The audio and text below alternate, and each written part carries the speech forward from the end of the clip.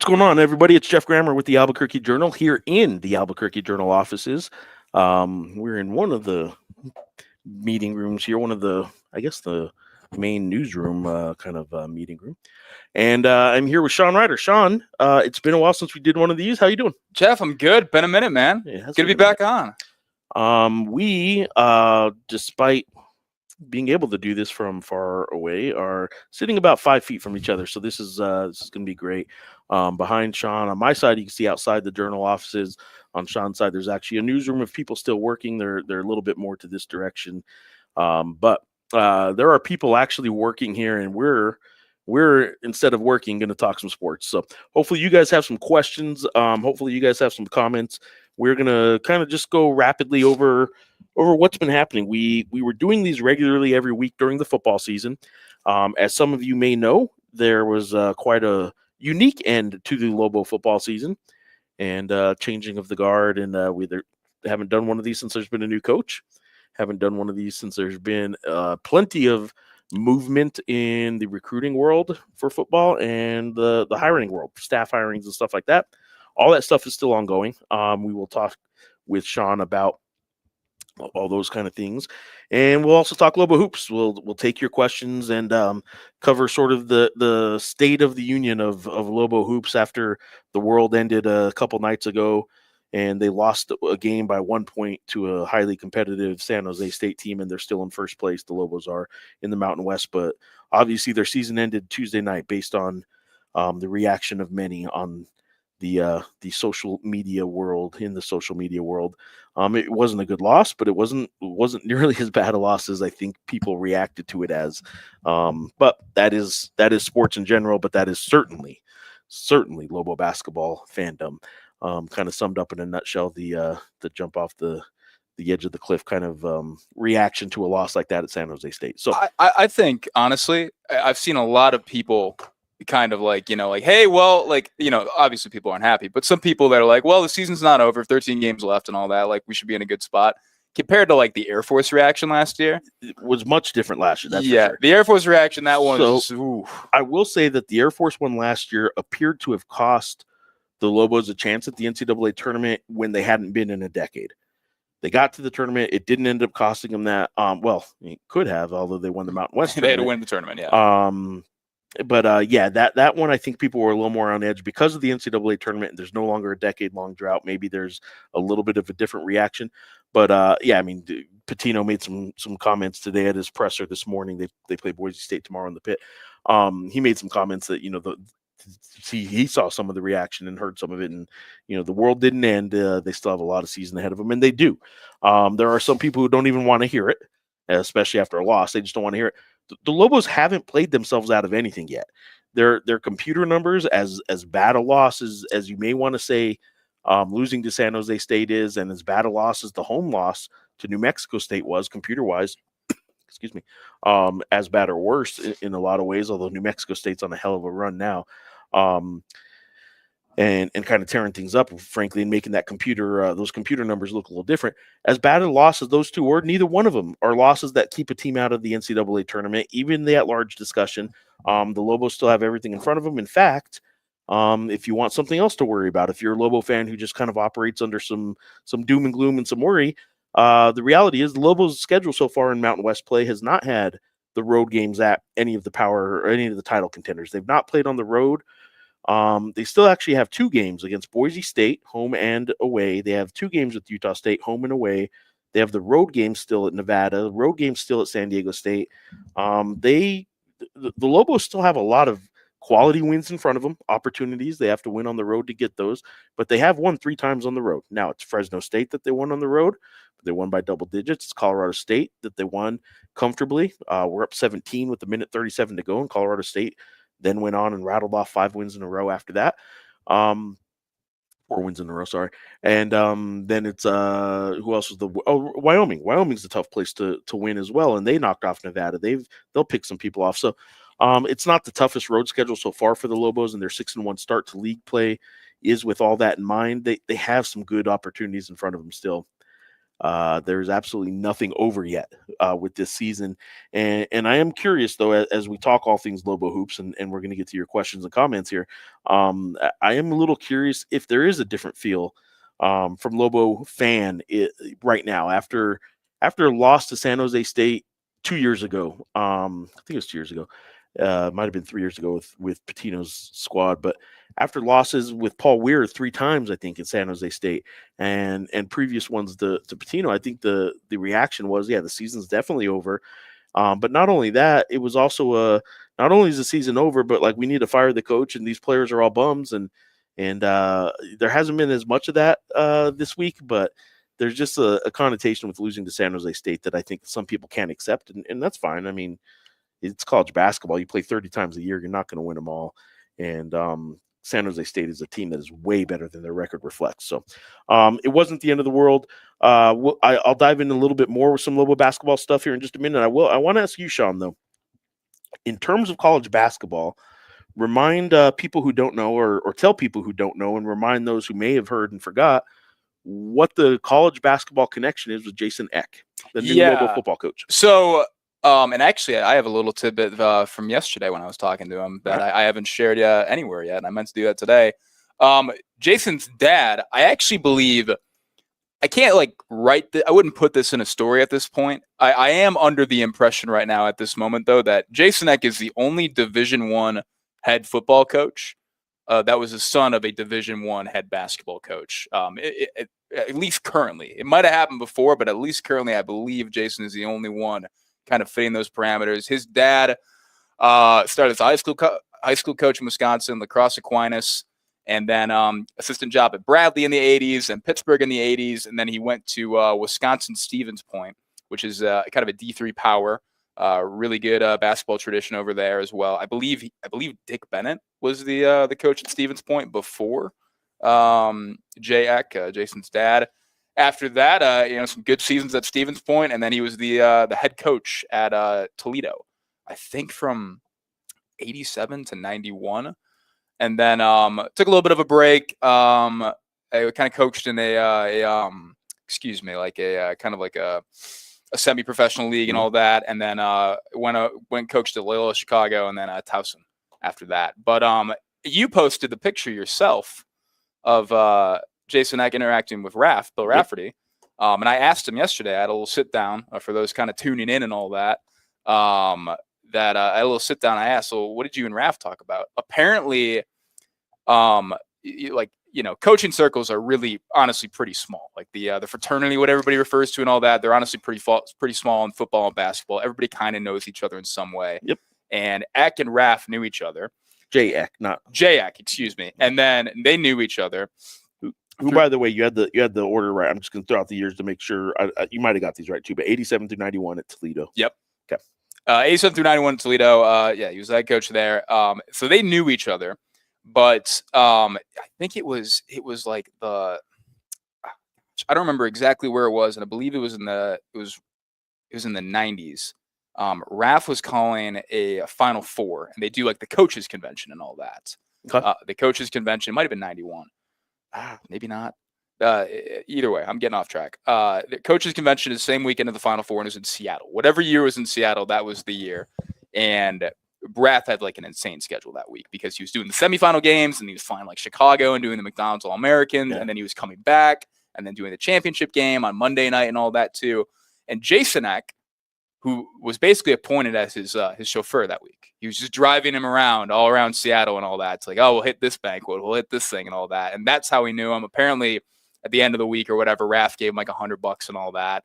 And then on this last Saturday at the San Diego State game, when Raf's on the call, Jason Eck was like, hey, I don't know if you remember me. He was like, oh, yeah, no, like I remember you. And because Raf has like this insane Rolodex of people and all that. But I thought that was a neat little story. I need to kind of write that out and get that out somewhere. But yeah, kind of interesting.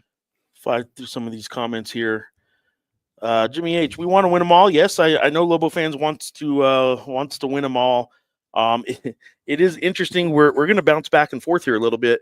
Lobo football and Lobo basketball, and I guess the thought process of those two fans, which are like these fans I'm talking about, aren't individual, aren't separate. They are individuals who actually have one belief for Lobo basketball. We want to win them all. And then with Lobo football, there's an understanding you're not going to win them all. And there's just they're Lobo fans through and through, but a very different approach to it all. Richie Flores, the dynamic duo. Richie is the part of the dynamic trio. Yes, Richie, you are a regular here. I'm noticing that my hair is popping out my hat backwards, which I know makes a lot of you happy when I wear this backwards. Very professional of me, by the way. I am at the workplace right now wearing my hat backwards and a t-shirt. So there we go. It's pretty cool, Sean. I didn't see when he popped that up, when that comment popped up, but Jimmy's also a regular. Jimmy's here all the time. Jimmy's a regular. I imagine that has to do with the X stuff. Who is X NFL team? I believe I meant to ask this yesterday, and I did not, and I apologize. We only had so much time. It's got to be Green Bay. I believe it's Green Bay. And him retweeting, because, he's a Wisconsin. He was born in Wisconsin, wasn't raised on Wisconsin. Obviously, he's the son of a coach. You bounce around and all that. But most of his family's in Wisconsin. I also believe he's a Brewers fan as well, too, given that he retweeted the unfortunate news about Bob Uecker today. Yes. For those that don't know, Bob Uecker died. Rest in peace, Bob Uecker. Go ahead and break that on ABQJournal Sports Live here. Uecker's awesome. Yeah, Uecker's a legend. He is awesome. And at 90 years old, it was funny because there was somebody in here just a few minutes ago talking about, you're the one who said it. You said you and Gino were in here just a minute ago, and so I think Gino, host of Leading News Podcast. You should all go listen. Daily podcast. We're doing that now. Morning podcast every day. I believe it was you guys were talking about Uecker, and you said, I can't believe he died, and Gino made the comment like he's 90, or was it the other way around? No. I made the comment. It was the other way around. Uecker was pretty up in age. Yeah, he's 90. He's up in age. Not that it can't be a little bit surprising. We're getting into interesting territory here on the show. We got to get through these comments. But yeah, Matt, I believe it's the Packers. Pretty sure. It's got to be the Packers, right? Jazz, I don't even know what to say, but yes, they're not that rosy, to be honest with you. They're kind of rosy. They're rosy. It might just be the lighting in here, honestly. Yeah, it's the lighting that made your cheeks look rosy. Yeah, when I blush, it's oh my gosh, it's insane. But yeah, I could do this, right? Yeah. We got the cheek cam. That's as far as it goes. We're in. getting cheeked up on the show. That's as far as it goes in. Sorry, people. I'm on a cam that, for your benefit, will not zoom in any closer than I'm already there. Eddie, who I know is not Eddie. I forget who you are on X, but you told me you're not Eddie Brock. Well, no, let me back up. You are Eddie Brock on YouTube comments, but Eddie Brock is not your real name. And isn't Eddie Brock like Venom or something like that? Yeah, I'm pretty sure. I believe so. But I will say this: it blows me away that some people on here that might not be their real name. Who knew?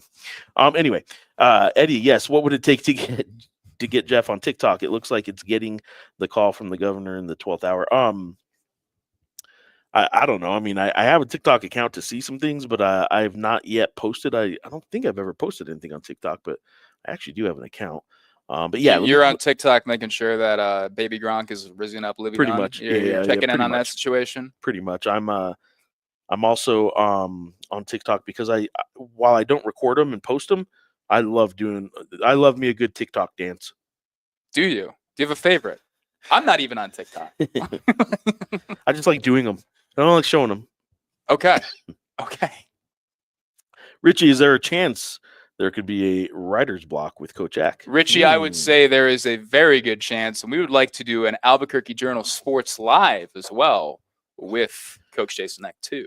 I don't know who's all watching from the UNM athletics department, and more specifically the football team or the sports communications office. When we do these, anybody who wants to chime in, including people from UNM or anybody who might want to join the show, certainly has our numbers. Might want to join. What's that? Do you have a knowledge of somebody watching at the moment? No, I actually don't. I'm. You were talking I'm legitimately putting this out there because I know some people that do watch these when they pop up on social media. If you want to join us, join us. Some also comment that we don't have good chemistry either. Yeah, that's right. Richard Pitino did tell Sean and I, you guys have horrible chemistry. I walked into the post Western New Mexico basketball conference, and this was a blowout. And Coach Pitino, Richard Pitino, looked at me and said, "What is the football guy doing in here?" Yeah. And briefly asked me in jest to leave. Maybe not in jest. That wasn't in jest. I didn't leave. I asked him about the Heisman that night. He said, "Get out of here," is what he told you. He gave a really good Heisman answer, though. He gave a very thoughtful Heisman answer. What did he say? Yeah, well, he just kind of broke it down. I mean, he said it was tough to kind of pick because Hunter's doing something historic, and like Gentie's production is just absolutely insane and all that. Bunch of crap. It's a bunch of coach speak. He wouldn't answer the question. That's what he's saying. I thought it was thoughtful. Make a choice. Make a pick. But yeah, he did tell you to get out of here, get back across the street over to football. That's what he told you, I believe. All right. So yes, I do think Coach Eck will be on Reider's Block podcast soon. I'm not speaking for the show or have anything to do with that show, but I will answer even more clear than Sean. It's going to happen.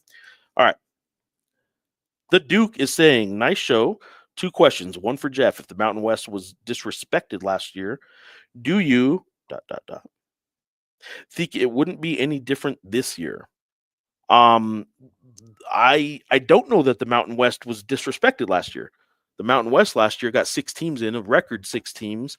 And they were cutting promos with everybody saying it's different in this league and all that. Like, I will say that it's weird, right? Because you could argue they were disrespected because of their metrics and everything they did that they were supposed to do, including the Lobos at 22 in the net last year, which is what they were told they were supposed to do. Get your net high and you'll be good. And a bunch of teams in the Mountain West did that. They get 6 teams in, and yet they were all seated well below what their net would suggest. And that means they play harder teams. Everyone complains that the Mountain West never wins anything in the NCAA tournament, but there's no conference in the country, I'm telling you, that has been seated below their net in the few years that the net's been around more consistently than the Mountain West. You consistently seed teams lower than really what their net numbers suggest, you're going to have a little bit worse of a winning percentage. Now, the Mountain West had a horrible losing streak, so I am not just writing all that off and saying it's because they've been underseeded, but I will tell you that there's no conference that gets consistently underseeded more than the Mountain West, because there are some people that will not give the Mountain West the credit that some think it deserves. Because of the elevation and the BPI and the ESPN metric actually has that literally factored into the algorithm, that you cannot get as much by winning a game in the Mountain West because you play at elevation that you could somewhere else. What kills me about that is the travel in this league, the arenas in this league, the fan bases in this league are so unique that you can't tell me traveling to a place, regardless of the elevation, isn't like part of what makes it difficult. It's a tough play. It's tough to win on the road in the Mountain West. And the idea of like, it's tough to win on the road anywhere. It's tough to win on the road anywhere. And the idea that winning on the road in the Mountain West should in any way be diminished because elevation doesn't make it a real game or doesn't make it fair. It drives me insane. Yes, dude. Sorry. Sorry you hit send and you broke up the question. I understand. And then I went ahead and showed that part of your question too. I get it, Duke. I apologize for showing that part. Geoff, did APD come knocking yesterday? Luckily not, but man, you know what he's talking about. No, what happened? I come home from San Jose yesterday, lay over in Phoenix, get home about... Had a couple grapes in Phoenix. Yeah, saw I that. did. I had a Sean Reider special. I had a couple grapes. I get home about 2:45 or so in time to pick up my daughter, my teenage daughter from high school. And so I drive over to school, pick her up just like I was supposed to. And there I am, the old guy sitting in his car. I think it was actually warm enough. I think I had the window down, probably listening to some crappy music and sitting there, hat on backwards, probably looking a lot like I do right now, just kind of looking around, all these kids walking by. Hey, waving to people. Yeah, hey, how's it going? Hey. Spent about 15 minutes in the high school pickup line before I kind of realized, been a while. Maybe I should text her. Text her and find out. She texts back, "Oh my God, Dad, I'm so sorry. I got on the bus and I forgot I took the bus home." So the old guy sitting in the car of the high school pickup line, waving at people, listening to music, starts the car up and slowly drives away without picking up a kid. So I was the guy that just hung out in the school pickup line for about 15, 20 minutes and then just left. And people gave me looks, that's for sure. And not the usual looks. I get looks all the time, but not the usual ones. Luckily, Jimmy, APD did not come a knocking. So that was good. I don't mind losing. Eddie's telling me I don't mind losing to Michigan every year if it pays the bills. Can we throw in another one? This is actually relevant in terms of something I talked with Fernando Lobo about this week, and actually talked with Dave Williams a little bit about it too. I'll kind of start with this. UNM announced that they had scheduled Mercyhurst for the 2026 football schedule. Yes. What does James Yotis think about that? James Yost, high school prep editor, the preps editor at the Journal. Yes, was in the office at the same time when this all happened. He was absolutely incredulous at the idea of UNM playing a school named Mercyhurst. I knew Mercyhurst. They've been good in D2 basketball. I think they played Ferris State in a couple tournaments. Well, there you go. Yeah, a small Catholic school in Erie, Pennsylvania. It's like right in between. Oh my gosh, it's not far from Buffalo. Right on the coast there too, and the coast.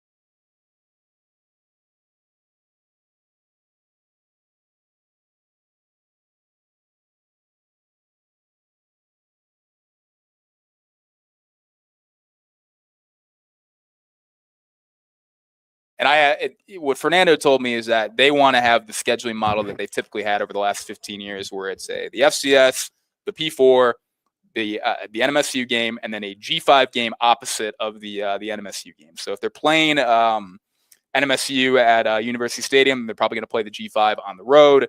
If they're playing NMSU at Aggie Memorial, then they're going to play the G5 at home and all that. And then I asked, I put in a call to Dave Williams as well too, and I asked, well, why did they have these two P4 games 2 years in a row? Like, what was the deal with that? Apparently, they had already had Michigan and Auburn in place. So Auburn last year, Michigan this year, and then Danny Gonzalez, he pushed for we want to play Arizona and we want to play UCLA. So he persuaded them to add those games there, and so that's why they're there. So Eddie, to answer your question, yes, there is another one thrown in. I don't know if that's going to happen again in future scheduling, though. I'll say this too.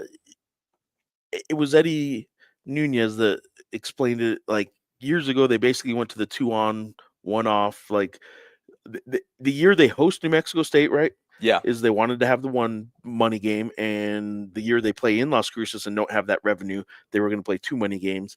I see that I wasn't aware of. So honestly. by design, they were, and COVID also COVID screwed up a lot of scheduling stuff. But Eddie Nunez, former athletic director, explained to me once, and I don't know if that was just an idea or if that was actually what their model was going to be going forward at some point. Yeah.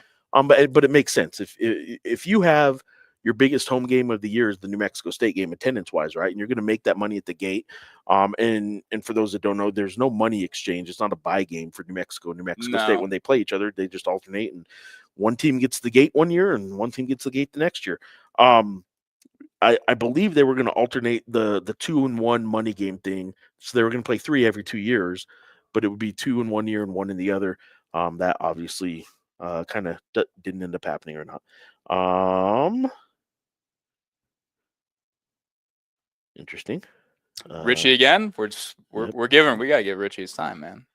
I did say earlier that some people on the YouTube comments are not using their real name, but that does not apply here. Morticia Darling on X, definitely Darling Morticia. And I believe that. I see the picture. I believe it. 2-parter here. Joseph Archulette is asking me, who is your Mountain West player of the year thus far? Sean.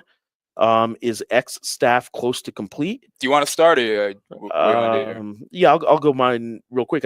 I do believe it's Donovan Dent right now. I would have told you just 2 weeks ago that I thought Mason Falslev at Utah State had the edge, only because I think Utah State, even when they both had the same league record and still do, frankly, at 6-1, UNLV upset Utah State last night. So Utah State and UNM are tied for first place in the Mountain West right now.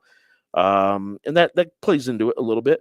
But yeah, I think Donovan Dent right now, the only player in the nation who has not yet had a game all season where he didn't have at least 10 points and 4 assists. He's the only player in the nation averaging 19 points a game and 6.5 assists. He had a 40-point game. He's just doing all kinds of things that are very impressive. And I'll be writing a little bit more about him for some off the court stuff, some leadership stuff tonight for Friday's Journal print edition, or later tonight online. I think Donovan Dent, UNM Lobo point guard, is the guy right now. A lot of season obviously left to play. I'll give you a rundown of the maybe 4 or 5 guys I think are in contention about 6, 7, 8 games. I guess seven's the most a team has played, and some have only played 6. So 6 or 7 games into a 20-game league schedule, I would say this isn't a pecking order other than Donovan Dent being number 1. Donovan Dent is my front runner, and some other contenders I will tell you about is Mason Falslev of Utah State. Let me make sure I don't forget somebody. I'm going to pull up. I can't believe it. I have Ken Palm open almost all day, every day as a college basketball writer, and I do this show and I don't have it on. So I got 3 or 4 other names in my mind, but I want to make sure I don't forget. So anyway, Mason Falslev from Utah State is a guy who I think had been Mountain West Player of the Week 3 weeks out of 4 weeks, and it was awarded at one stretch. And I think he was just playing tremendously. He coincidentally right now can't hit a free throw for some reason, but he's very good for Utah State. He's a horrible free throw shooter of late. All right, here we go. So let's see. Utah State's first in the standings right now. Ian Martinez could play himself into that too. I think he's just a step back, maybe, if I was going to say. So that covers Utah State. They got 2 players that I think can be in contention for Mountain West Player of the Year honor, depending on how the next 13 games go for them. And that's their 2 guards, Mason Falslev and Ian Martinez, who, as impressive as what Utah State has going on right now, where they are on the 3rd coach in 4 years, all going to have great records, and the 3 previous ones all went to NCAA tournaments and then parlayed that into bigger paying jobs elsewhere. And now Jared Calhoun may be doing the same thing. Who knows? As impressive as all that is, I will point out that it wasn't exactly a total roster turnover this go around. He inherited his 2 best players, Mason Falslev and Ian Martinez, and those guys are really good. Both he inherited 2 players that I'm listing right now as Mountain West Player of the Year candidates, so that'll tell you how good they are. New Mexico's second in the list in the standings right now, and I would say Donovan Dent's the only Player of the Year candidate on the Lobos. I do think Nelly Jr. Joseph is absolutely an all-conference contender, maybe even a first-team contender, but there's no way Nelly Jr. Joseph is going to get voted Player of the Year being on the same team as Donovan Dent. So he may end up being a first-teamer, which is 5 players, and I might tell you there are 5 or 6 other players that get first Player of the Year votes, but I just don't see Nelly even getting a vote. Boise State, who comes into the pit tomorrow, preseason Player of the Year, Tyson Dagenhart is still absolutely very much a Player of the Year candidate.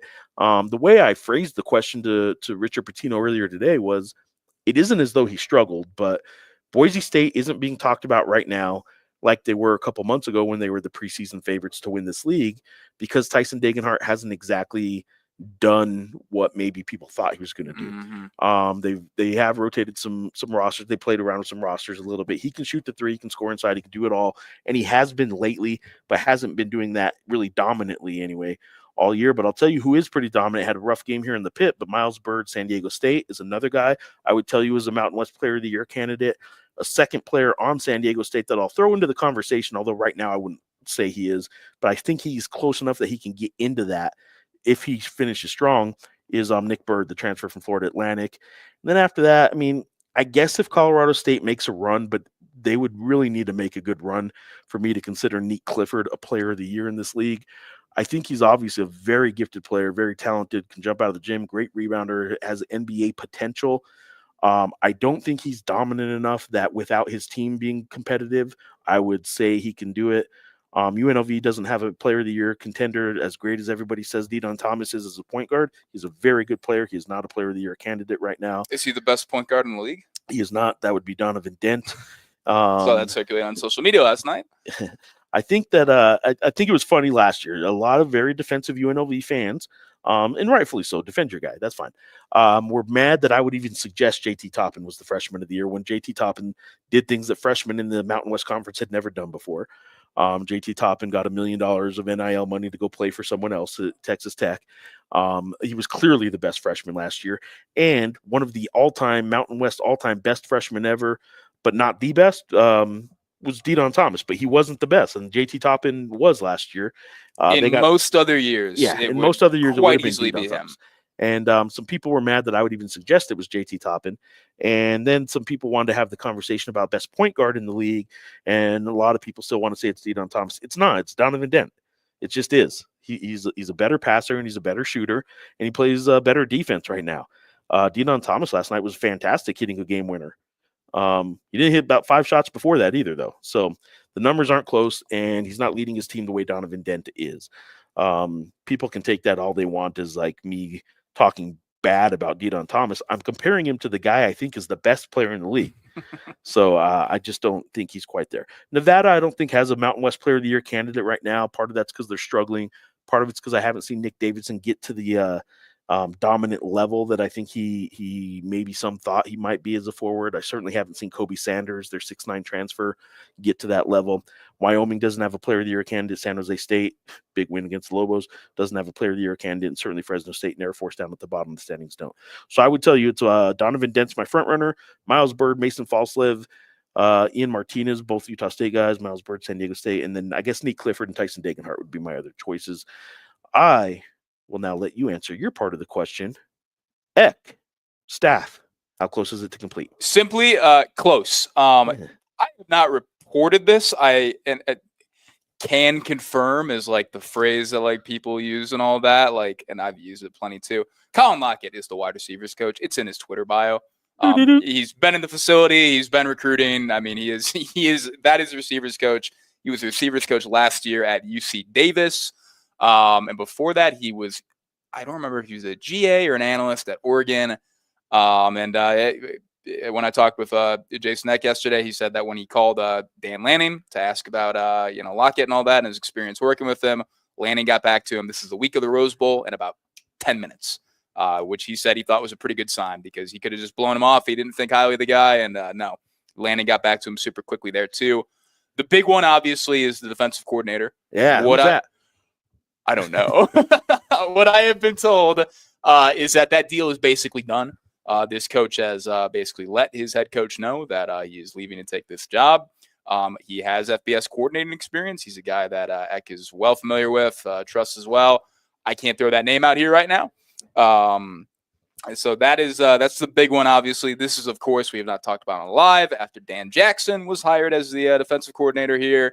And then the South Dakota State job opened up because Jimmy Rogers took it. Excuse me. The South Dakota State job opened up because Jimmy Rogers took the Wazoo job, which Jason Eck was very briefly being rumored to be involved in. I remember reading about 500 tweets, including from some Lobo fans saying is he leaving? Yeah, he's gone, right? He's gone. He's gone.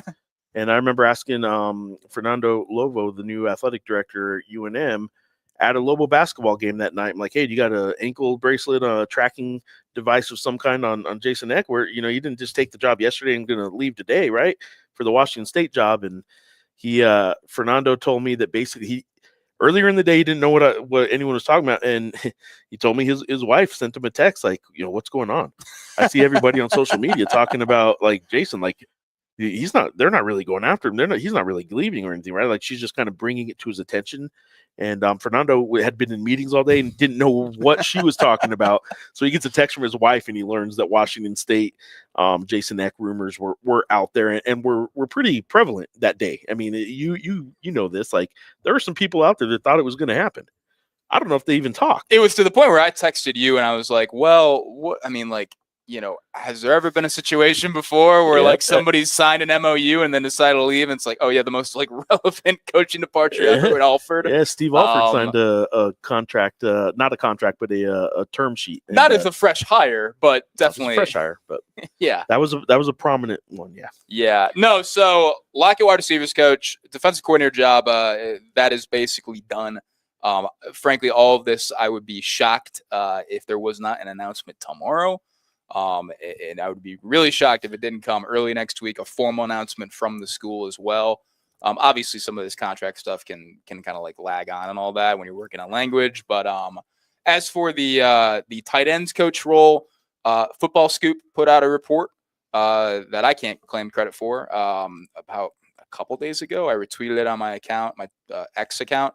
That is accurate. So just go find that, and that's the tight ends coach right there. And then the rest of the defensive guys, I think it's actually just linebackers. I don't think they're splitting the secondary position either. I think it's just linebackers. They're expected to be in town for the first team meeting on Monday. So I am expecting announcements soon. I think you should all expect those. But I guess the one piece of breaking news I can kind of give is Colin Lockett is wide receivers coach. I will point out now, earlier today, Sean used the phrase talking about the cesspool. We had a meeting. Yes. Talking about the cesspool that X has become, right? X, a lot of people refer to sometimes as a cesspool. And Sean called it the X cesspool. And I thought he said cesspool. And then I realized what he said was X cesspool. And I'm like, man, that is what a turn of phrase. It's been a couple years that you've been here, and I finally hear you say something great. It was the first smart thing I've heard you say was accessible. The accessible, accessible. Anyway, can't confirm. Don't say a lot of smart things often. It does not happen a ton. Can't confirm. Particularly not on this show either. Can confirm. Has not eaten a grape. Like my IQ points dropped down 20 points. Player of the year, Miles Byrd's fine to be a candidate right now. I will say the numbers aren't quite there, but Pomeroy, to your, to backing what you're saying right now, the current Mountain West Conference all KenPom.com team, which is all math and algorithm based on stats and defense and team production and all that good stuff. Here's the ranking for that. Well, number 1, Miles Byrd, San Diego State. Number 2, Donovan Dent. Number 3, Nick Clifford, Colorado State. Number 4, Tyson Dagenhart.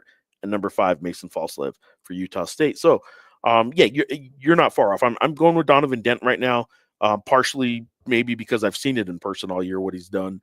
But he's been fantastic. I'm fine with Miles Byrd being right there as a candidate.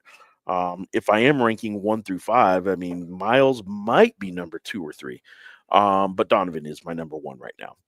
So, but you're fine. I mean, I'm not arguing with you on that. JRV, again, my questions and comments, I don't know how they show up on yours when you're. Are we talking about the out of order stuff? Yeah. Yeah, I get the out of order too. Okay. JRV, who I get on X a lot.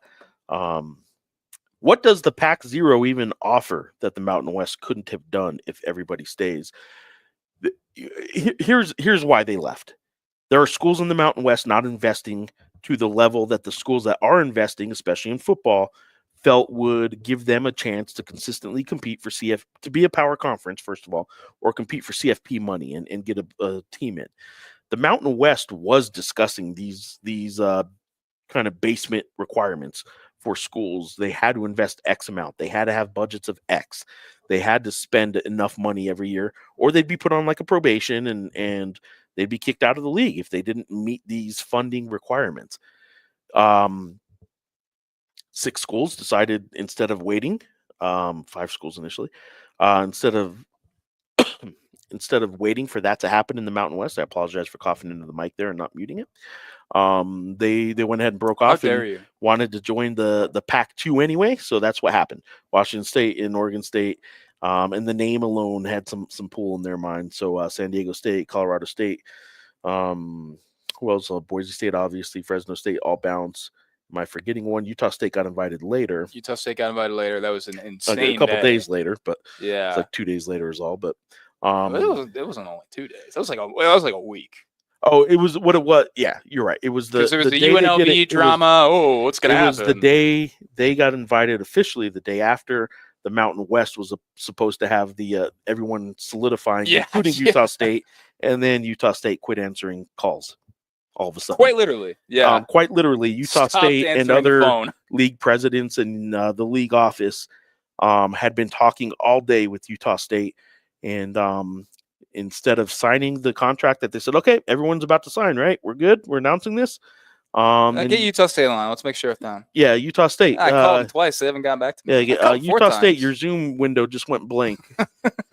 That's about what happened there. So to follow up on that with JRV, WSU and OSU, Washington State and Oregon State, were left behind and still haven't been invited anywhere. Gonzaga here makes it stronger. Gonzaga makes it way stronger in basketball. Look, the Pac-12, the new Pac-12 is going to be a better league than the Mountain West. Right off the bat, will it be long term? I don't know. The Mountain West has a chance to catch and all that, but I love covering the Mountain West. I'm not going to try and suggest to you that it's going to be better than the Pac-12. It's just not going to be far off enough for it to have been worth breaking up. You could have had all the money that the two leagues are now fighting over. You could add all that in one place if you wanted, but you decided to go this route. So I don't like how it went, but anyway, whatever. Pac-0, last one from JRV. Pac-0 goes to status on level with Mountain West or lower. On level or higher. They'll be slightly better, but just not a lot better. I can tell you that. Jason Brooks. Is football still emphasizing defense in recruiting, or did offensive departures change all of that? I think they're emphasizing everything in recruiting at the moment, particularly through the portal. When I was talking to Jason yesterday, he made the point that, and we've written about this, and he talked about his introductory press conference. He wants to build through the prep ranks, and they want to be really, that is what they want to do. That's the ideal program. We're running on a year-to-year basis. You are building and recruiting the heck out of the prep ranks. New Mexico, California. I think they want to breach over into Texas a little bit. They want to hit Arizona. And there's some overlap as well in terms of where they used to recruit as a staff at Idaho. It's not the exact same staff, but it's a lot of guys coming over. But they want to also kind of break into some new areas as well because they're at New Mexico now. This year, they just have to be more aggressive in the portal. They have to add a lot more guys. Right now, I think they've added 28 guys. That's my count at the moment. Through the transfer portal, gotten commitments from, signing all that. I think, I don't know if we're going to see 28 exactly on a year-to-year basis, but I still think Jason, I think they're emphasizing everything, honestly. But that's some good pickups throughout. All right, long-time viewer, long-time listener, first-time listener, long-time caller, no, listener, first-time caller. He has to be watching or recording. But Richard Patino, I want you to take a look at this right here.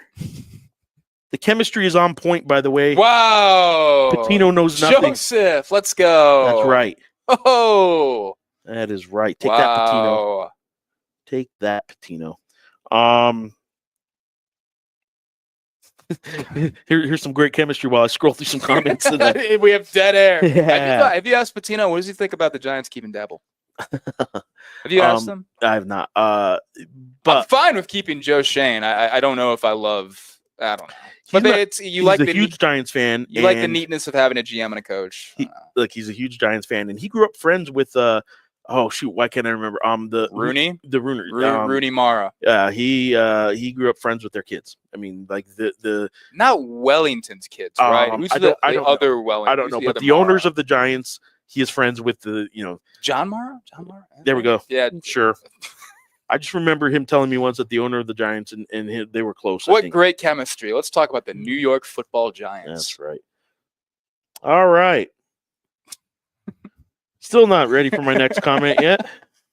Do you think the New York Giants and the San Francisco Giants ever get together and have lunch when the San Francisco Giants play in New York?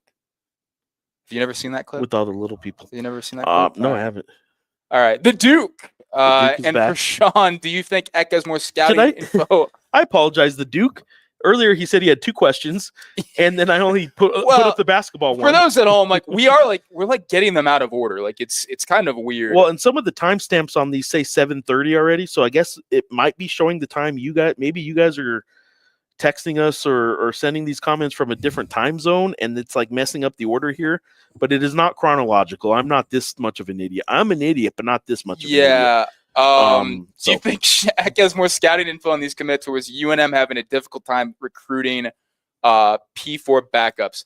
I think the Duke, you can clarify. I think what you're referring to is like a lot of the FCS players. Like a lot of these commits are FCS guys, and that's something he's talked about a bit. When you are an FCS coach,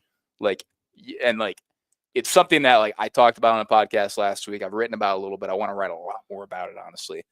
There is kind of an idea that the worst FBS player is better than the best FCS player. That's not true. It's not even close to true. There is a ton of talent in the FCS. As we know, like there are a lot of guys that just fall through the cracks, frankly. And one thing I think people forget, and this applies to basketball and D1, D2 as well, like the idea that they're a finished product at 17 or 18 when they graduate high school, and then where they go to school, like they quit developing is ridiculous.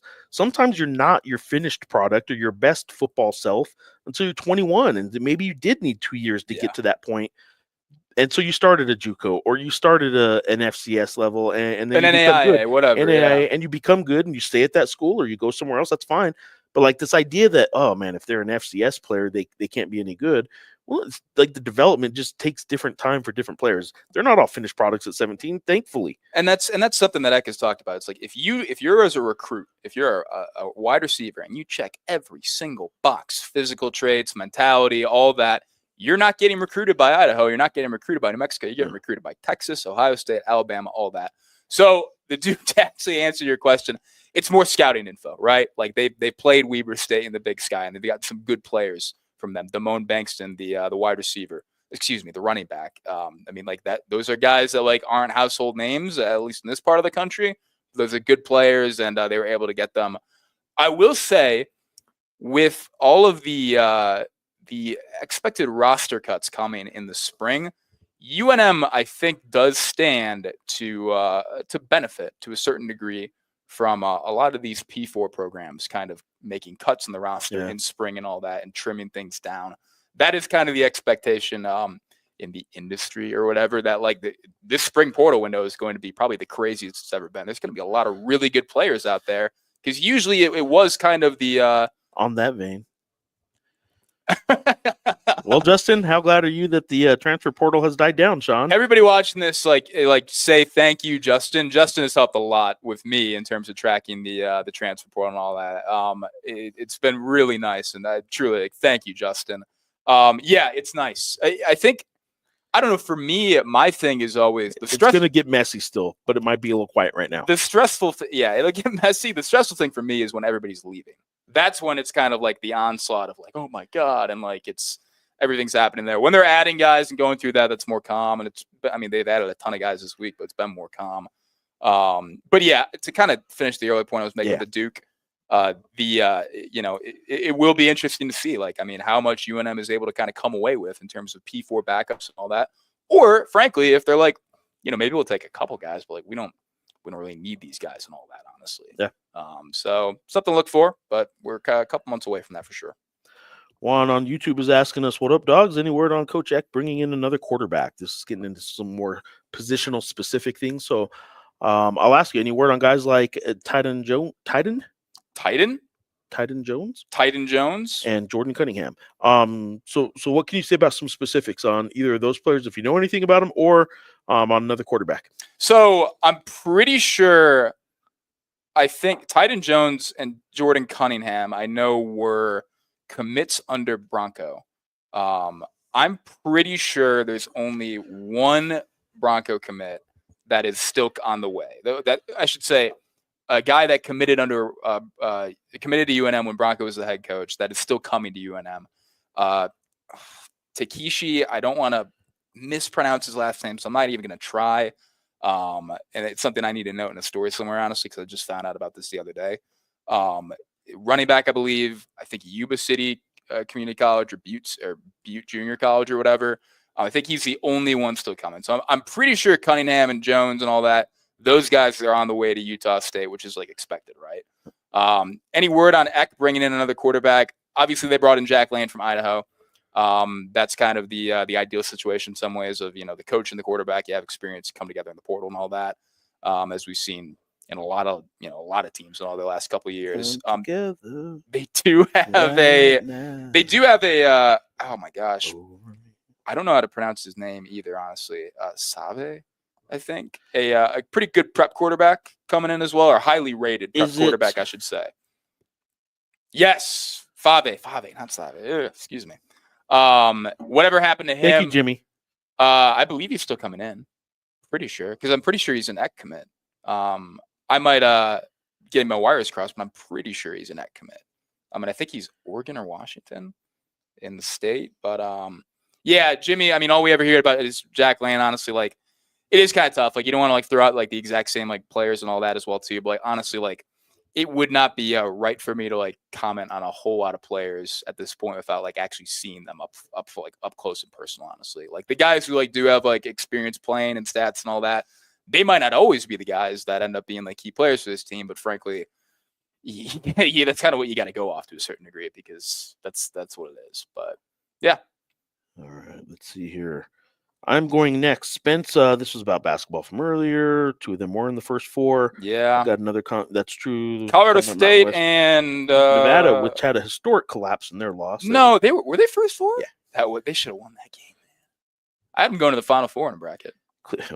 That's on you. Clifford is playing well. He absolutely is. Look, Clifford is playing fantastic. My only gripe is I don't consider Colorado State to be among a group of 4 contenders right now, title contenders.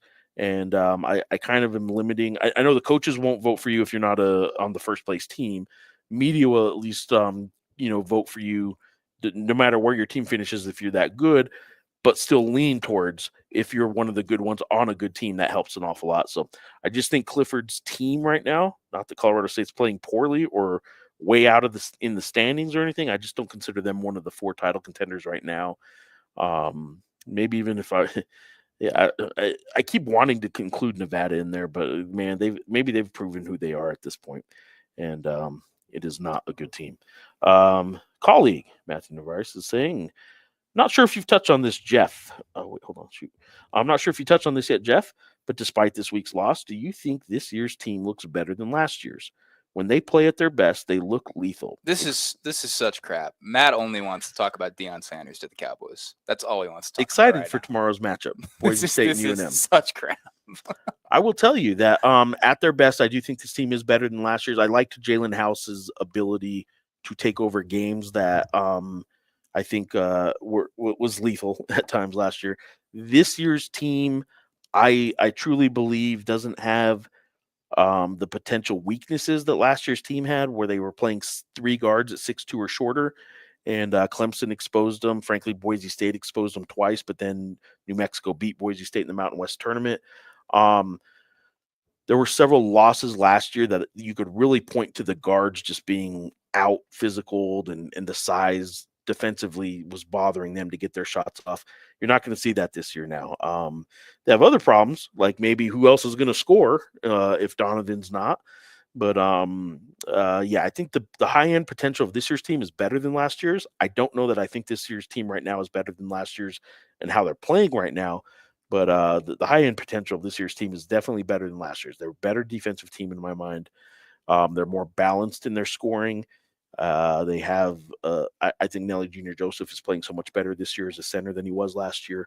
They miss JT Toppin. They miss Jalen House. They miss Jamal Mashburn Jr. When you think those are the 3 guys they left, and only one of them was a graduate, by the way, Jalen House.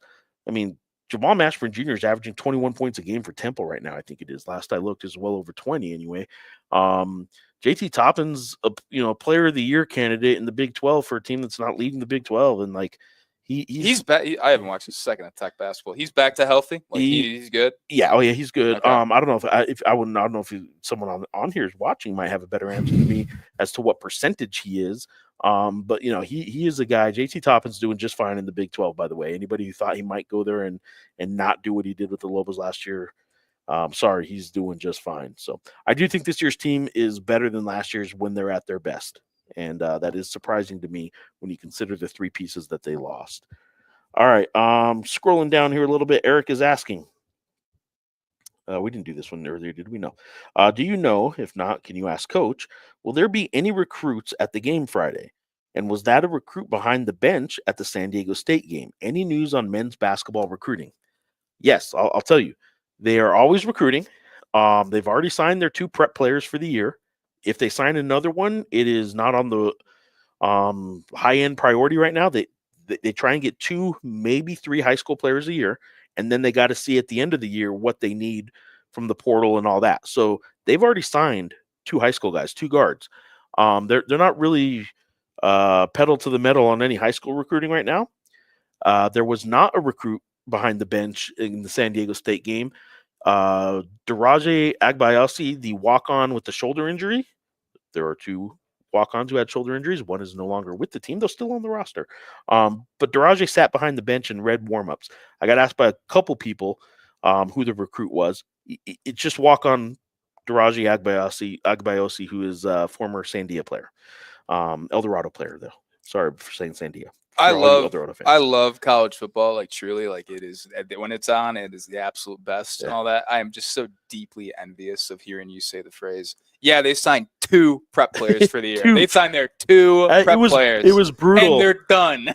It was brutal trying to keep up with those 2. Yeah, really tough. Like the fact that Patino's Bridge the Giants fan, I forgot. Hell yeah, we can suffer together. All right, Eric. Back to Eric. We usually have some big recruits at our big home games at the pit. So here you go. Cade Dodson talked to Robert Portnoy and Hunter Green on the radio show after Saturday's win against San Diego State. Freshman Cade Dodson had a pretty good game. Hasn't been playing huge minutes, but he's Donovan Dent's backup. You're not going to get huge minutes when you're backing up, frankly, one of the best production-wise right now, when you're one of the best point guards in the whole country right now in Donovan Dent. You're not going to get a whole lot of minutes. Sidebar, I don't understand why Donovan Dent's not getting considered for some of these midseason national awards at this point. It kind of blows my mind. If he's not on the midseason Hoop Hall of Fame, Hoop Hall watch list, the midseason watch list for best point guard in the country, I don't know who's having a better year as a point guard in the country than Donovan Dent. So that one kind of boggles my mind. I'm a voter for the Julius Erving Award. That's the best small forward in the country. I don't have any say in the point guard voting, but I don't know who's on the committee for point guard if Donovan Dent isn't even on a midseason watch list. How big is the watch list? It's got to be like 50 players. It's like about 25 at midseason. Okay. It opens at 20, then it actually grows a little bit, and then it actually shrinks. And I also love football watch lists too, like the Broyles Award. Here's 100 coaches for the watch list. There are 133 FBS schools. 134. 134 We're about FBS. to go up to like 130. So. Yeah, so 134 FBS schools, and they do Broyles, like you said, they do watch lists for best assistant coach and list 100. There's an assistant coach on almost every school that is nominated, and they call it a watch list. That's just asking every school to nominate the best assistant. Hey, who's been good for you? Yeah. All right, Jimmy, that running back is a bulldozer. He is talking about, and he mentioned this, Takeshi, Fupala, the old, say it with your chest, Sean. The running back that committed under how about this? Former head coach Bronco Mendenhall. Yes, you can read it there instead of me butchering it. You're asking a couple of print journalists to pronounce names. Look, we got into newspapers because we don't have to say the names out loud. Not good at talking. Until this stupid thing kind of ruined everything. Why are we doing this, by the way? But you're not wrong. There are usually some big recruits at our big home games. The reason I brought up Cade Dodson was to point out that, and then I sidebarred it to why Donovan isn't getting Player of the Year or point guard mentions. Cade Dodson talked after the San Diego State game. He had signed last November. He's a freshman on this year's team, for those that don't know. He was at last year's San Diego State game, but he had already signed. So the Lobos may still have recruits at some games, and they may be some junior college or even high school recruits that may sign in the spring, or they could have a couple of the guys that have already signed. So they still have recruits coming and going for some of their games, but some of them are guys that have already signed. I don't know who's coming this weekend, Eric. I probably should, obviously. I don't know if anyone's coming or not. But Cade Dodson was at last year's San Diego State game. That was the game he and his parents came to after they had already signed in November with the Lobos. Football needs the Duke is saying football needs a GM just to handle recruiting. Probably not. Well, you don't need sorry. I'm sure we can find 200, 300K for the position. I don't think you need a GM to handle recruiting. You got assistant coaches to handle recruiting. You got a head coach to handle recruiting. You need a GM to kind of help be the middleman between the collective or whatever we're going to do with revenue sharing and all that too. And just be the middleman between that and figure that out. So the head coach isn't consistently getting burned and all that as well in that kind of environment, getting put into tough spots with players. Thanks, Gigi. Yeah, I'm cutting Sean off to say thank you for me. You're welcome, Eric. Sorry about that. And then our colleague is back to the Cowboys. Colorado should have given that additional NIL money. He's gone. Deanna Dallas by next week. I thought the headline was that Colorado just outright canceled their NIL collective to prepare for revenue sharing. Yeah, so I don't know. I think they should fire Dion. All right. Whoa. I will say at the basketball presser earlier with Natalie from KOAT being a huge UNC fan and Bill Belichick then coming up in conversation frequently. It is still so weird to me to see pics of him in like high school, like juniors in at I'll just say this: Catholic schools in New Jersey, like posing in like sweatpants and a sweatshirt.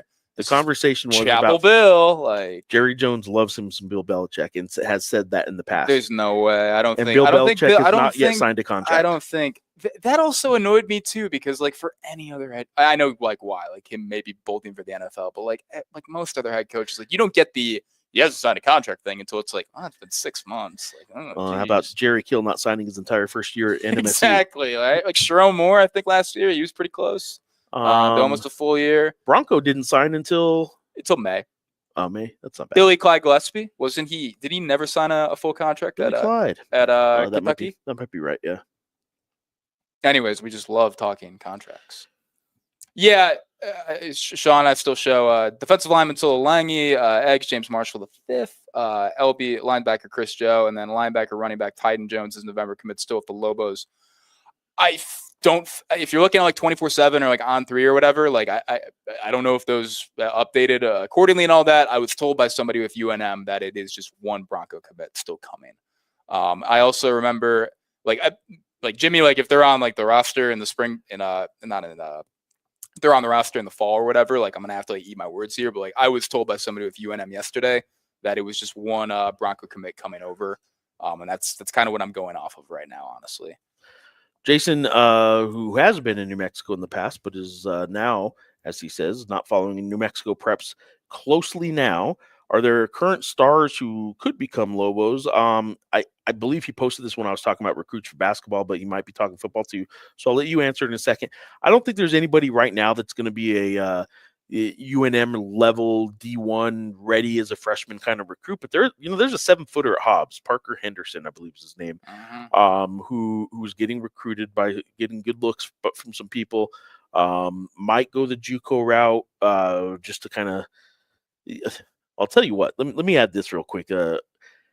If Diego Pavia's lawsuit that for now looks like he won, Diego Pavia being the Albuquerque native who went to New Mexico Military Institute, played 2 years, then went to New Mexico State, played a couple years, got to the bowl game, did all the fun stuff that he did there, and then goes to Vanderbilt, and then sues the NCAA saying, essentially, my time in junior college, you can't restrict me from still being in the NCAA because you didn't have jurisdiction over junior college. Like the NCAA, like what I did in a place you didn't have any control over shouldn't take away from my eligibility. I have 5 years to play in the NCAA. I'm suing you for counting my junior college. He won. If that's the case, I think you could start seeing a lot of fringe type players who do believe that one more year of maybe grooming could get them into a very high NIL level. You could see junior colleges actually blow up a little bit because of this. You could see players maybe go the junior college route because it's not starting their NCAA clock. Now, if you're actually making the decision based on money, you're probably thinking NBA anyway, and you're probably not wanting to push that back. But point being, you could start seeing players go the junior college route and then for 1 or 2 years, and then starting their 5-year clock to play 4 seasons in the NCAA. And before it's all said and done, I just think it's going to be full 5 years that kids get in the NCAA. Yeah. Forget the redshirt stuff. You have 5 years. If you get injured, I'm sorry, but you have 5 years to play. I think all that's coming. So we shall see. I believe, Sean, unless I'm wrong here because of the weird way this is showing these comments, I believe I'm all caught up on the comments. There's one. We're entirely caught up. There's one quick. Really? Oh well. Let me. First of all, Jimmy's adding the Edge James Marshall the 5th. Yeah, Jimmy, I would have to go take a look. Like again, like frankly, like I'm just going off somebody like that's around the program told me. And frankly, like I know that also like some of the people that helped put together the roster themselves are trying to figure out who the heck should be listed and all that too, in terms of transfers and who's coming and all that as well. So the second part of this is more important on that. I didn't let you answer this. Are there New Mexico kids that you're aware of that are kind of on UNM's football radar? That is Cleveland's Moses Sparks. Yeah, is a 3-star right now as well. And there's certainly more players at the football level because the rosters are so much bigger. Yeah, that could be recruited that might not be considered like in the basketball realm. Like you don't think of them unless they're a star player. They could be a little bit lower level at the high school level that maybe you haven't heard of. Yeah, that could be a college player still based on size, based on potential, all that kind of stuff. So it's much harder to follow recruiting in football than it is in basketball. When man. They already signed their two high school players signed. Yeah, and they're done. And I know Jason, like I think everybody saw the video that Jason Eck posted on Twitter of him. What was he at?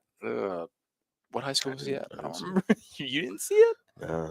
When was this was like a week, 2 weeks ago or something like that. Kind of talking about, look, I'm going for New Mexico kids. we're out in the streets of Albuquerque, right. and we're getting after it, and we're going to recruit New Mexico and all that too. And that's something I am angling to do a story on the next 2 weeks.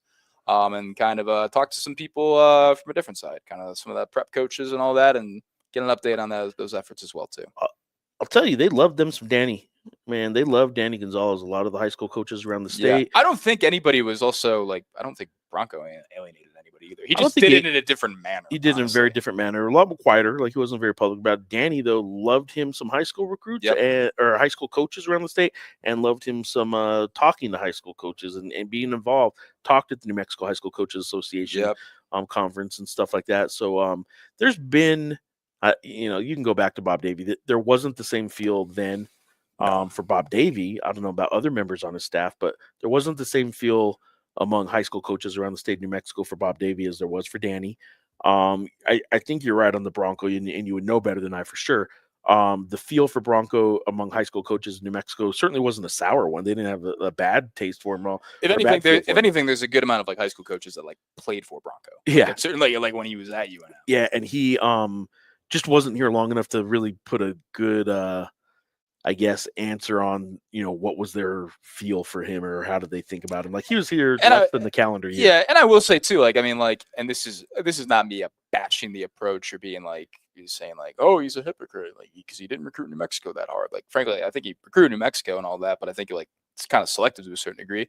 And a lot of the commits that they ended up pulling, before they all left and all that, were guys from like Utah and all that, because that's where that staff has like the bulk of their connections and all that. I don't know if you know this, but that's where they are now. Really?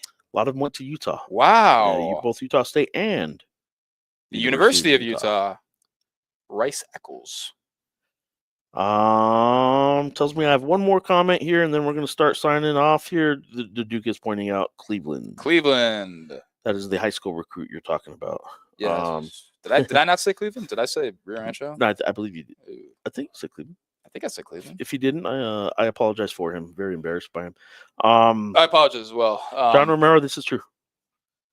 Diego Pavia didn't really care for Danny Gonzalez after he was rejected. That is true. I don't think Danny was the only one who didn't care for after he was rejected. Let's. There's a lot of people that rejected him. I'm not trying to set the record straight here, but let's be clear. Nobody recruited Diego at the D1 level out of high school. It was literally he had a PWO, I think, to walk on a PWO for Nebraska and wrestling. Yep. After 2 years, including winning a national championship at New Mexico Military, he won a junior college national championship as the starting quarterback and still ended up going to New Mexico State because he still wasn't getting recruited. Then, that was kind of that was high level. It was in like New Mexico State. I'm not trying to denigrate Diego either. Like this is what Diego told me at one point. This is his story, man. Yeah, it makes his story even better. It wasn't like New Mexico State was like, we gotta get this NIMBY kid. It was very much like, all right, if you're willing to come, like we'll set you up. He was not recruited to be their starter. He was recruited to maybe be their starter, I guess. And I'll tell you what, Jerry Kill, the genius that he is, and the great relationship he and Diego ended up having. Jerry Kill gave that other. It was a Parker. Now I can't remember his name. Jerry Kill gave that other quarterback, Gavin Frakes. Frakes played a good deal in 2022. He's at Virginia now. Yeah, he gave him every chance to be the starter over Diego, and then they shifted to Diego. And they started winning. So like even New Mexico State that ended up giving him the scholarship wasn't exactly like, hey, come be our quarterback. Diego didn't take no for an answer from anybody. Every chance he got, he made the best of. He also, had to relieve himself in the practice facility at one point. I don't know if you heard that story. I think had to isn't the best phrase there. Anybody that wants to hate him forever for that, have at it, whatever. It's part of the story too. But I'll tell you what, in terms of just football, like that guy it wasn't only Danny Gonzalez that rejected him or didn't offer him. It was everybody.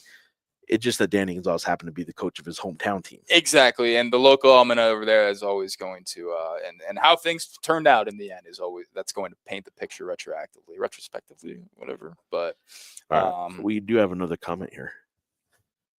Amber Williams, I appreciate you for watching. She says, and I will tell you something a little more about Amber Williams in just a moment. Lobo hoops and football, great to watch, but have you noticed the upgrades, the new turf at the Lobo softball field? They will be fun to watch and write about. I did see the upgrades. It looks good. It does look good.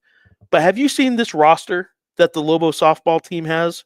I have. You have seen the roster. I've seen the roster. What have you really? Have you been doing some I haven't done, I've looked at the roster a couple times. Yeah. Not only actually, I wrote a little bit about softball last year. Yeah, you did absolutely. I'm pointing this way like anybody has any idea what that means. Somebody that worked at the Roundup with Lucas and I. The Roundup is the student paper at New Mexico State. Sarah, her daughter is a softball player now at a freshman on the team. I don't know. And I don't know if Lucas knows that. I mean, I need to go tell him and see if he knows that. But the reason I bring this up, and I believe the reason we are being asked about softball right now, is there's another freshman on this softball team that I will give a shout out to for coming up to me at a game recently. In fact, I was it just Saturday's game, the San Diego State game? I believe it was. That was a morning game though. So it might have been the Nevada game. I remember talking softball, Western New Mexico. No. Anyway, Allie Williams. Yeah. She is a softball recruit. She is from Houston. And I believe this is proud mom Amber telling us all about softball now. And both of them have come up and introduced themselves to me at basketball games this year. And that is awesome that you guys did that. I will also say Allie's dad once a couple years back at the Final Four in Houston that I got to go to. I was there to accept an award, by the way. That's right. The old O'Connell. Name drop. The old O'Connell. Jim O'Connell. And it gave us one of the greatest photos of all time. It's my favorite Geoff photo. accepting his award. And this old guy, we don't know who this guy is. He makes the rounds of like just convention centers everywhere. He finds places that are hotels around the West that are just having free lunches. And he's sitting there eating his soup. This guy, was it soup or like chicken? This guy was going nuts. He had his back to me while I'm giving my acceptance speech for. This is a great moment in Jeff's life, in his career. It's wonderful. And this guy just wants to eat chicken and Caesar salad. The United States Basketball Writers Association. I was lucky, and I am very grateful. I won the Jim O'Connell Award, which is great Jim O'Connell, the beat writer of the year in the country. I was voted by my peers. It was awesome. I'm giving my acceptance speech. How long was your acceptance speech? 4 or 5 minutes. Is there any video there? I've never. There is. I haven't seen it, but there is. Did you get any heckles? Probably. I don't know. Quinn was there. Maybe he get. Quinn was there. Yeah. Was Quinn president at that point? He was. He was out. No. He was incoming president. Who's the president? Because he was president last year. Everybody was like, "Listen to this." It's like, yes. Tell us about the USBA presidents. It was Luke DeCock from. North Carolina. Excellent as well too. Charlotte Observer. Anyway, I'm giving my acceptance speech at the U.S. Basketball Writers Association Awards luncheon. At the Final Four in Houston. I'm beat writer of the year. I'm so happy. You wore a suit, man. You wore a suit. I fit into a suit somehow, and I'm giving this acceptance speech. And a flat tire wasn't going to stop you from getting there. No, fantastic. I did have a flat tire at the Final Four too. Fantastic. One of the great basketball writers, Mike DeCourcy from the Sporting News, good enough to stand up and take a picture while I was giving my acceptance speech. Yeah. There was another photographer there taking like more professional photos and all that. But right after Of course, he took it and he put it right out there, though. he tweeted it. Here's Geoff Grammer giving his acceptance speech. And directly between DeCourcy taking the photo and me right over there giving the speech, right in between us, and DeCourcy never saw it, was an older guy that I have not found anybody who knows who this is. Nobody knows who this guy is just chowing down on his food while I'm up there giving this great acceptance speech. Anyway, I digress. I bring all that up to tell you that in Houston at the Final Four, Allie Williams' dad came up and introduced himself to me and said, I have a daughter going to New Mexico to play softball. Make sure you follow her. Make sure you cover her. Since I've been at games this year, Amber here, Williams on X, has followed me. And she came in and introduced herself to me at a game and said she loves following me. Make sure you cover softball this year. And Allie herself also came up and introduced herself to me. They're making the rounds. They're doing That's phenomenal. a phenomenal. That's yeah, awesome. They're doing good, and I appreciate them for following me because I'm not the best of follows if you're not interested in Lobo basketball, but they are obviously interested in basketball. They've been to several games and they love it. You're also a notorious jinx on X as well. Notoriously so. I am a horrible picker of games, but Amber, I hear there's a good softball team at UNM. We will be doing some coverage here very soon. Maybe we need to do a story on that turf. I think maybe we do like facility upgrade stories. We do have a numbers. Eric pointing out. I cannot wait to see Lobo softball team in action on the new turf. That is right. The infield's still dirt. I saw Ski Wookie's a Lobo fan up in Colorado who says he can't stand turf, but it looks nice, and he's just happy that at least they kept the dirt infield. Are you a turf guy? I'm fine with it. Yeah, I mean, especially when it comes to schools that look, if I get to write about scrutinizing them for money all the time, any school that wants to save some money and go to turf and all that, I'm not going to then be mad and say, well, you should go natural grass. It costs a lot more to keep up natural grass. I got yelled at Auburn one time, actually. When I was at Auburn, not like one time, the only time I've ever been at Auburn, I walked a little bit onto the field and goes, get off the field. Get off the field. Because they are serious about that, but beautiful fields. John, you are not wrong here. Andrea Mo Howard, greatest Lobo softball player ever. I will tell a quick story on her. I wrote, I cover high school softball state tournament here every spring for James Yotis when it's spring sports championship season here. Annual tradition. Yotis is just so slammed with everything else, track and tennis and certainly baseball and all that. And frankly, there wasn't a whole lot of people jumping and saying, I'll do softball. And I said, I'll do softball. Yeah. So I've covered for over a decade now, just the week. It's not like the whole season, but the week of the high school state softball tournament, I go out there and I cover some games. A few years back, I was covering, I did a feature story on this La Cueva player named Andrea Howard, who also happened to be a member of the Eastdale Little League team that went to the Little League World Series softball from Albuquerque, the only New Mexico school Little League team, boys or girls, that ever played in the Little League World Series, to my knowledge. Certainly the softball one. But anyway, she was on this Eastdale Little League team that in the Little League World Series. She went to La Cueva High School. I was writing a story on her breaking the state home run record, which has since been broken, I believe, by that eighth grader in Burnham. Oh, yeah, I know you're talking about. Oh. Anyway, my bad. Andrea Howard. I wrote a story on her then. She told me her nickname was Mo because her and a couple other teammates were Larry, Mo, and Curly because they were the Three Stooges and always goofing off. Mo stuck with her. She goes to UNM, sets the UNM all-time home run record. She's now in medical school. She's going to be a doctor and at UNM medical school. She competed this past spring in Home Run Derby X. Home Run Derby X, the MLB Home Run Derby X competition. Her team had former Nationals. Who's the first baseman for the Nationals? Who I wrote this story, and I can't think of the Ryan Zimmerman. Yeah, for the Washington Nationals. Her and him were on one team, and then the other player I'm forgetting is UNM baseball player. That's right, UNM baseball player was on the team from St. Pius. And anyway, she hit some home runs. They all hit some home runs. She's the best softball player in New Mexico history, if you ask me. Others would argue. I know some went to Oklahoma. Shelby Penley, I believe. Yeah, I'm not the guy to ask, to be completely honest with you. I can't think of her name now. Anyway, softball does need to get covered a little bit more, and I promise you at least one story from me, and Sean has done some softball as well. There is no I'll say this. There is no reason that softball at the University of New Mexico shouldn't be a pretty good program. When you can recruit in the middle of Texas and Arizona and California, which are just softball hotbeds, and New Mexico produces enough talent of its own to fill out a roster, maybe not several superstar level players. Get mad at me all you want, whoever wants to. When you're in between Texas and Arizona/California, who have so many softball stars, there is no reason that New Mexico shouldn't be a pretty good softball team. And maybe they will be this year. And if they are, I know who will tell me, who will keep me updated. Not that I won't be following along myself, but Amber, keep us honest. Keep telling us. There we go. All right, guys. Anything else? I think we have one more comment. Is it up towards Jimmy H. Regarding former head coach Bronco Monroe. I think it's really the last one. Was it the he thought it was too good? Yeah. Jimmy H. Bronco thought he was too good for New Mexico. Screw him. We have like a good amount of time in between like everything that happened and all that, like to kind of like digest and all that. Like I don't think Bronco thought he was too good for New Mexico. I genuinely believe like some things just kind of changed for him.